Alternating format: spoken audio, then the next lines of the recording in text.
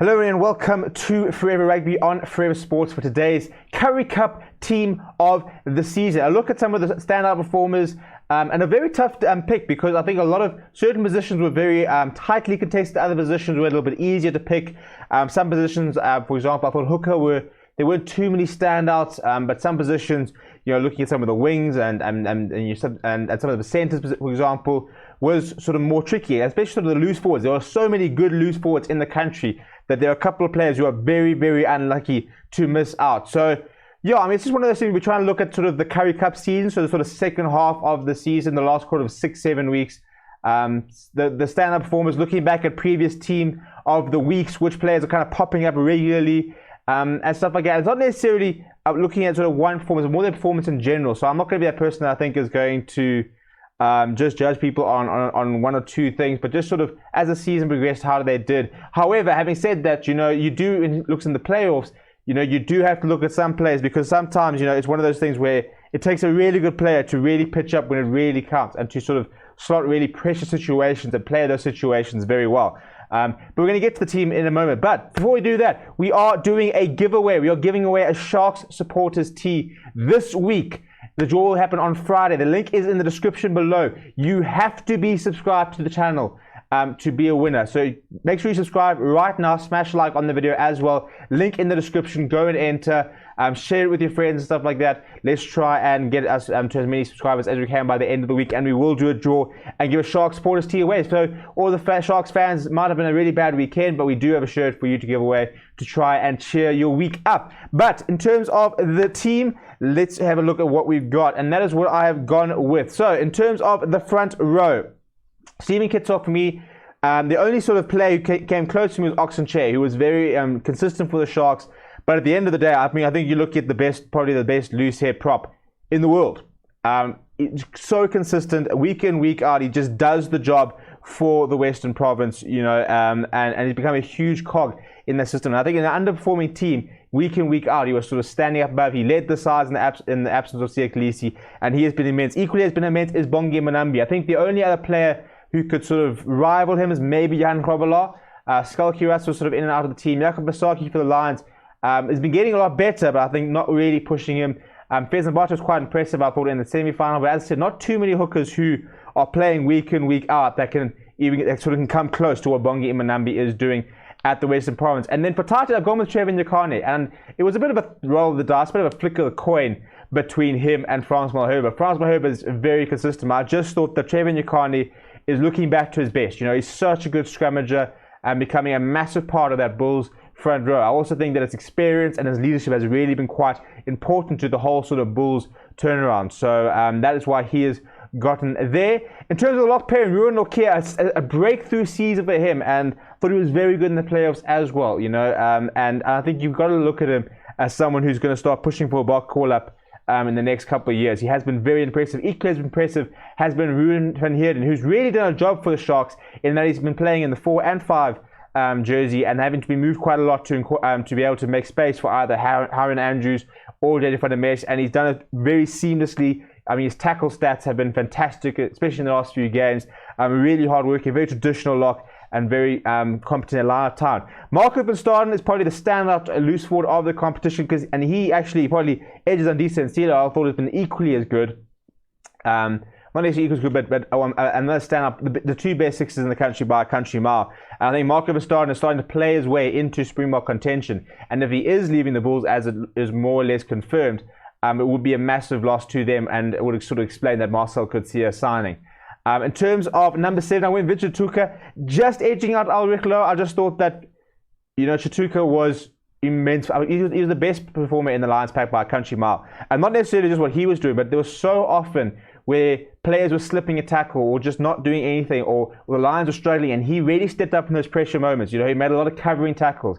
He made some very important steals. He plays the big moments very well, and he's also someone who I think will start knocking on the Bok front door. Along the likes of Ulrich Lowe, Arno Buerta, we saw what a massive impact he did off the bench. So we are very blessed to have some very good loose forwards. Someone like Dylan Richardson I also thought was very impressive over the tournament. 8th man, I went with Dwayne Freeman. Some other big performances were the likes of Willie Engelbrecht for the Pumas, Jean de Rudolph for the Cheetahs I thought was very good. But Big Dwayne he's Dwayne from Ireland, isn't he? And, that presence, the leadership, he just doesn't make mistakes. He's very good at making sure he's always on the sort of right side of the referee, always having an influence on the game, not only with the way he plays, but the way he leads the team, the way he influences decisions, the way he manages the game. And he got to side to another domestic trophy. He's been a huge asset to the Bulls and have been a fantastic signing for them. I've also gone with the Bulls halfback combination, Ivan van Zyl and Morné Steyn. Now, Morné Steyn, I am an R between him and Currie Bosch. I thought Currie Bosch has been very impressive. But I think that if you look at the Currie Cup performance, I'm not going to judge Currie's entire career on it, but in terms of making the team of the season, I think what we did see is the value of a seasoned player who's been there, who's done that, versus Currie Bosch, who looked a little bit like a deer in headlights, just made too many mistakes in the final. And I don't think it'll define him because he's made some very important kicks and he's had some very big pressure moments in his career up to date. However, at the time when the Sharks needed him the most, I thought he missed 2 or 3 kicks which were very, very achievable. And had they gone over, the Sharks would be sitting with another Currie Cup title in their bench. Equally, I thought Morné Steyn was very good in terms of stepping up in the final in the way he kicked. He missed the first one, and we thought, oh, what's going on here? But after that, he kicked seamlessly. And Ivan van Zyl has just been getting better and better. Never been a big Ivan van Zyl before the start of the season. Always thought he took too long to get the ball out. Loved to go to the boot a little bit too much for me. But I think since Farida Perez come in, we're starting to see that shift. He is starting to get a little bit the ball out a bit quicker. He is starting to sort of snipe around a bit. We are seeing a sort of Farida Perez-esque type of added to his performance. So, yeah, and if he can keep developing like that, you can sort of understand why he sort of had those Springbok call-ups. The most controversial selection, I've got Edwin Cater at wing, ahead of Yao Penke as well as Currie Cup. And it was a big call. It was a really big call. And I sat there saying, can I justify it? But in a Greek side which didn't win a game, he was relentless. Top try scorer in the tournament itself. Every week in, week out, he was putting in a shift. He was devastating when he had the chance to. He made an impact. He worked hard. He was very good in defense. Every week he was doing a lot in a losing cause. And I thought that was something that needed to be recognized.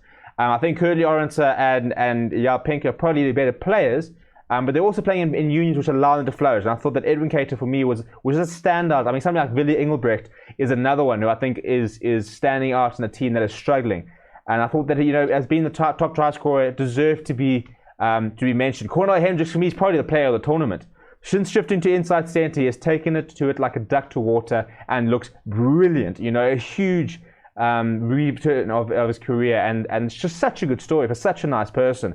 And I don't think there's anyone in the world who is sitting there not smiling at seeing how Cornel Hendricks is just completely reviving his rugby career. Outside centre for me was between Wandisile Simelane and Lukhanyo. I went with Simelane because I just thought that, again, in a line side where the back line really didn't do a hell of a lot, to be honest. Every time he got the ball, he looked to create something. He's the most creative outside centre, borderline the most creative centre in the country. He can create something out of nothing, and every single time he gets the ball, he's getting over the game down, or he's putting somebody in a gap, And I think he's just overall, I thought he was more important to the Lions and Lukhanyo. Lukhanyo for me is brilliant, and Wandisile Simelane has got a long way to go if he's ever going to knock Lukhanyo off his perch. Also think needs to take a little bit of criticism for the decisions in the final, but overall has led the Sharks pretty well. Looks back to his best, starting to really play some nice rugby. Very good next to Spruan Corsi with chasing up kicks, putting pressure on, creating turnover in that side of things. And then Spruan Corsi might not have scored the most tries. I think he scored 3, so was one behind Edwin Cater. I just want to check. Yeah, I scored 3 tries. A brilliant try in the final, and one of those. I mean, he's probably the best finisher in the country, to be honest. But also, more importantly than that, he makes his tackles.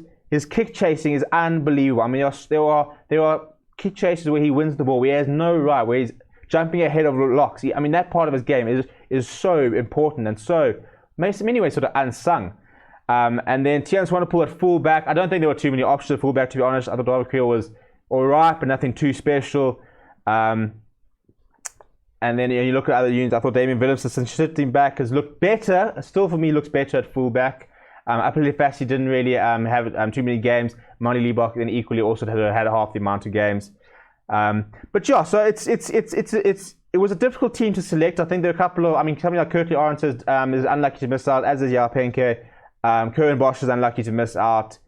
as is Francois Herber, Ulrich Lowe, and Francois Steyn was brilliant with the boots. So I mean, you could pick a second string team of the season, and I think if you had to put them up against each other, it would be pretty even, to be honest. Because I think there were a lot more other performers, but unfortunately, we've only got 15 slots in the team. So let me know what you think of the team below. Do go and enter the competition. The link is in the description. You do have to be subscribed to the channel to be a winner, so make sure you do that. Thank you very much for watching. We'll be back with 5 things learned from the Currie Cup tomorrow, and we'll start doing a bit of build up towards the second test between the Proteas and Pakistan. So my name is Stephen. Thank you very much for watching, and I'll chat to you soon.